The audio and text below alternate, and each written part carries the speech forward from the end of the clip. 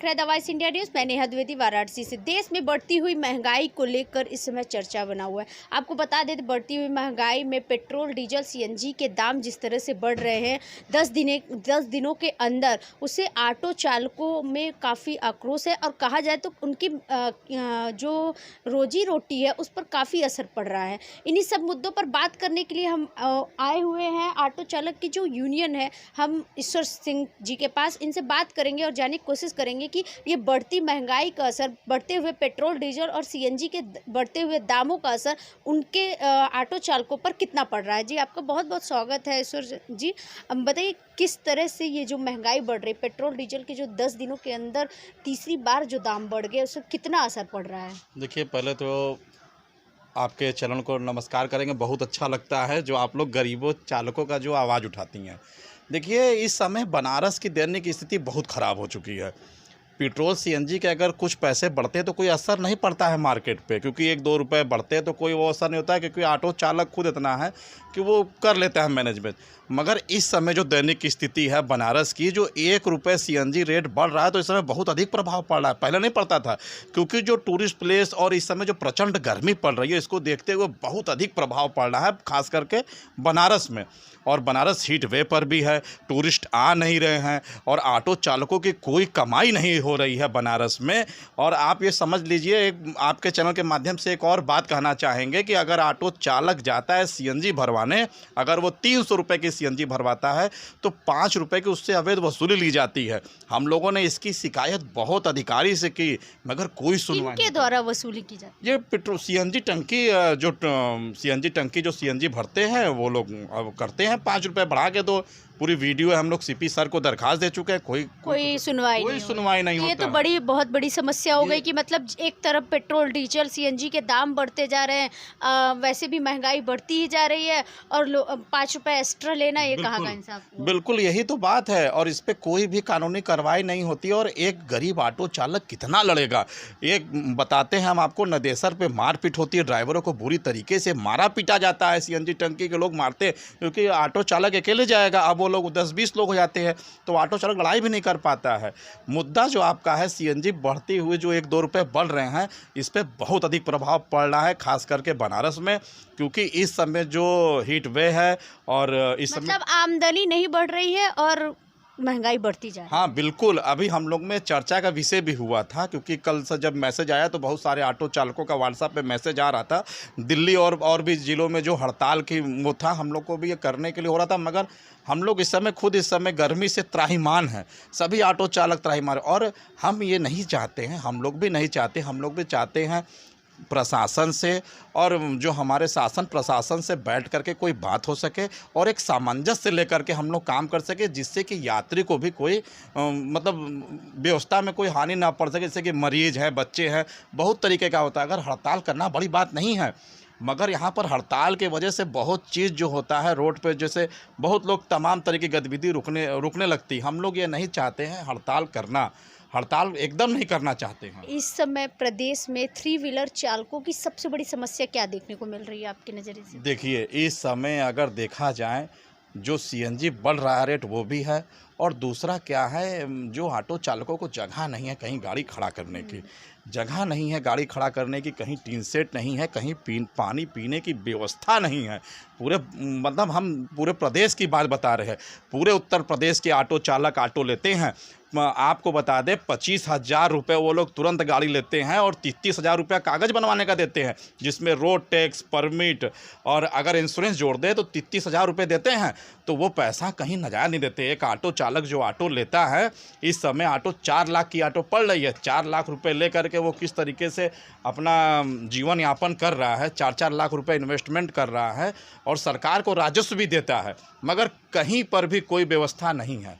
Traffic की बात की जाए तो ट्रैफिक जो लगता है काफ़ी ज़्यादा हमारे शहर में देखने को मिलता है और इस समय देखिए हीट वेव का समय चल रहा है।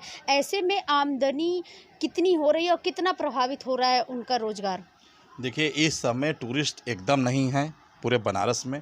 पहले टूरिस्ट भी थे, मगर हमारे क्या कहे, हमारे जो पीएम साहब हैं, उन्होंने जो सोना न खरीदो, घूमने न जाओ, और इस पे जो उन्होंने ये बात कही, बहुत अच्छा कहा। मतलब इसका असर पूरी तरह से टूरिस्ट पर पड़ रहा है, जिसका असर ऑटो पर पड़ रहा है, ऑटो बिल्कुल यूनियन एकदम। हमको आपको चैनल के माध्यम से यही कहेंगे भैया कि हम लोग को तो अब इस समय ये हो गया कि मोदी जी बताइए, जा रहे हैं विदेश, घूम रहे हैं, यात्रा कर रहे हैं, और ऑटो चालक, मैं ऑटो चालक यूनियन का अध्यक्ष हूँ, मैं अपनी बात कहता हूँ, मुझे किसी पार्टी विशेष से मतलब नहीं है, मगर ये कहाँ का न्याय है कि आप जले पे नमक छिड़क रहे हैं।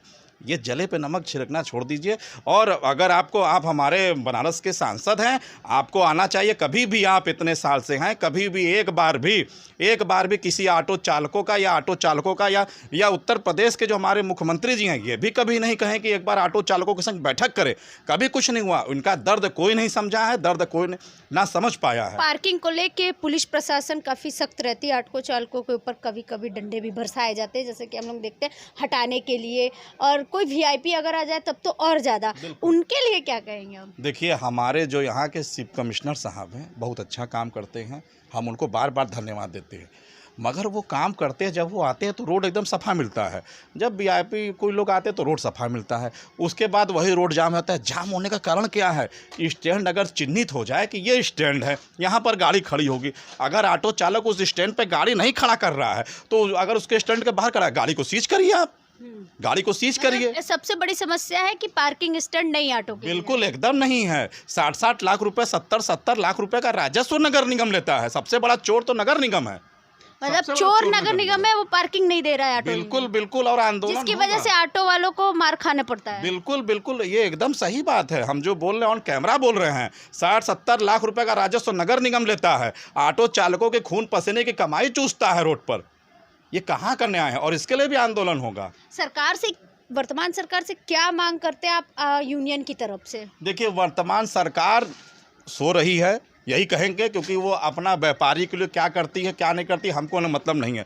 हम ऑटो चालक यूनियन के अध्यक्ष हैं, हम यही कहेंगे कि एक बार उनको ऑटो चालकों का दर्द समझना चाहिए और उनको एक बार ऑटो चालकों के संग बैठक करनी चाहिए।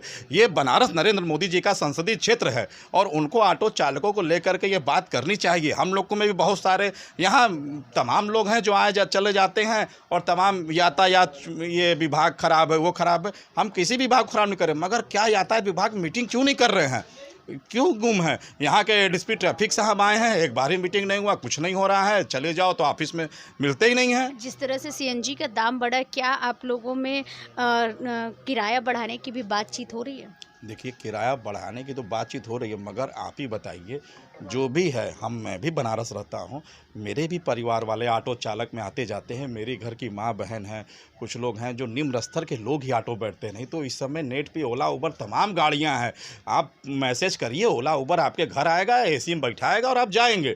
मगर ऑटो में बैठता कौन है? जो निम्न स्तर के लोग हैं वो ऑटो में बैठते हैं। वो फुटकर सवारी बैठते हैं। जिसको कैंट से लंका जाना है वो 20 से 25 रुपये सवारी देता है, क्योंकि वो एसी में नहीं बैठने वाला है, उसको एसी में नहीं बैठना है। जो आदमी मरीज लेकर के आता है, जिसको मरीज को जाना है, वो कैंट उतरेगा, कैंट से लंका जाएगा, अपने परिवार को मरीज का। जो बच्चे स्कूल के पढ़ने वाले आते हैं, वो कैंट जो पढ़ने वाले आते हैं, जो हमारी लड़कियां जो यहाँ पढ़ने आती हैं, वो भी 10-10, 20-20 रुपये लेके आती हैं। वो कुछ दूर पैदल चल लेती हैं। हम लोगों ने देखा है, इसको अनुभव किया है, हम लोग भी अपने थे। मगर अगर यही किराया अगर हम लोग बढ़ाएंगे तो उसके ऊपर प्रभाव पड़ेगा। मैं यही गुजारिश करूंगा कि ठीक है, आप सीएनजी का रेट उतना मत बढ़ाइए कि जिस तरीके से हो रहा है, एक सामंजस्य बना करके एक बैठक होनी चाहिए। और जो बाहरी गाड़ियां हैं, जो बिना परमिट की गाड़ियां, उसको भी हटाना चाहिए, तो ताकि रनिंग में हो सके सब कुछ। ऑटो चालकों की सुरक्षा को लेके क्या कुछ आप लोग यूनियन की तरफ से विचार कर रहे हैं? अपनी मांगों को क्या सरकार के सामने कभी रखा है? उनकी बीमा को लेकर, उनके जीवन को लेकर? देखिए, इसके पहले जो श्रम मंत्री अनिल राजभर जी हैं, हम लोगों ने उनसे मिला था और बाकायदे लिखित दिया गया था उनको, एक श्रम कार्यालय में लिखित दिया गया था कि ऑटो चालकों का एक हेल्थ बीमा होना चाहिए और इस तरीके से होना चाहिए। हम लोग श्रम कार्यालय में उसका दिया गया है। मगर वही है कि हम लोग जाएँ तो किसके पास जाए? एक बार एक ड्राइवरों के बीच में भी ये बात हो जाती है, ड्राइवर भी समझते हैं। और अगर हम लोग बंद कमरे में कोई काम करते तो ड्राइवर नहीं समझ पाते हैं। ड्राइवर क्या है, ड्राइवरों को अगर खुला बैठक होता है, खुली तरीके से हो गया, तो ड्राइवर उस बात को सुनेंगे, समझेंगे, देखेंगे, क्योंकि वो देखते हैं। उनको देख करके जब बात समझ में आती है, जब वो देखेंगे कि हाँ ये इस तरह बोल रहे हैं, तो ये होता है। हम लोग अपना परिश्रम देते हैं कि भाई आप अपना कागज़ बनवाइए, गाड़ी का कागज़ ओके करवाइए, यही हम लोग कर सकते हैं। क्या आखिरी सवाल ये है कि सरकार से क्या अपील करना चाहते हैं आप हमारे चैनल के माध्यम से, बढ़ते हुए रेट को लेकर भी, और यूनियन की तरफ से क्या बातें रखना चाहते हैं? देखिए, सरकार से यही कहेंगे कि भाई जो सीएनजी का रेट बढ़ रहा है, अगर हम लोग किराया 2-3 रुपए बढ़ाएंगे भी तो इसमें हमारे भी परिवार के लोग जाते हैं। मैं यही, क्योंकि बनारस जनता, बनारस शहर अपना शहर है और अपने परिवार है सारे लोग। चाहे अगर हम लोग भी यूनियन है तो हम लोग ये नहीं देखेंगे कि जो बाहरी आदमी आ रहे हैं उनको जीप काट लो, ये कर लो, वो कर लो। ये हम लोग का नहीं नेचर है। हम लोग भी एक सामाजिक आदमी है तो उस तरीके से करना चाहते हैं। 1-2 रुपये बढ़ रहे हैं, उसमें हम लोग भी अधिक नहीं बढ़ाना चाह रहे और कोई किराया सूची हम लोग इस समय नहीं बढ़ा रहे।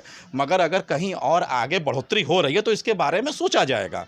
तो हमारे साथ मौजूद थे ईश्वर सिंह जी, जिन्होंने बताया साफ तौर पे कि अगर इससे आगे दाम सीएनजी या डीजल के बढ़ते हैं तो हमारी भी मजबूरी हो जाएगी अपने रेट बढ़ाने के लिए, किराया बढ़ाने के लिए। कहीं ना कहीं इसका असर जो है यूनियन पर और ऑटो चालकों पर महंगाई का काफ़ी देखने को मिल रहा है। साथ ही इन्होंने ये कहा कि जहाँ सीएनजी भराने जाते हैं हमारे ऑटो चालक, वहाँ पर जो सीएनजी भरने वाले कर्मचारी हैं पेट्रोल पंप के, वो उनसे अवैध वसूली 5 रुपए की करते, 5 से 7 रुपए की, जिसकी शिकायत इन्होंने यहाँ के कमिश्नर को भी की है, बड़े अधिकारियों को भी की है, लेकिन कोई सुनवाई नहीं। ये बहुत बड़ा मुद्दा है कि अगर आप 300 की सीएनजी बढ़वाने जाते हैं और आपसे 5 रुपए वसूला जाए, मतलब महंगाई पे एक और महंगाई की मार की जाए, तो ये बहुत बड़ी बात है। और कहीं ना कहीं इससे ऑटो चालक जो हैं ग्रसित है और महंगाई का असर उन पर साफ देखने को मिल रहा है। और कहीं ना कहीं हीट वेव जिस तरह का दौर इस समय चल रहा है, कड़कती धूप में पर्यटक नहीं आ रहे हैं, ये भी एक बहुत बड़ी समस्या है। और कहीं ना कहीं इसका जो अपील जैसे कि प्रधानमंत्री ने की थी कि इस समय विदेश यात्रा ना करें, तो जो विदेश से पर्यटक आने वाले हैं इस देश में, भारत देश में, वो कहीं ना कहीं आ नहीं रहे हैं, और जिसके चलते ऑटो चालकों की आमदनी कम हो गई है। इन्हीं सब खबरों के लिए हमारे साथ बने रहे। वाराणसी से नेहा द्विवेदी की रिपोर्ट।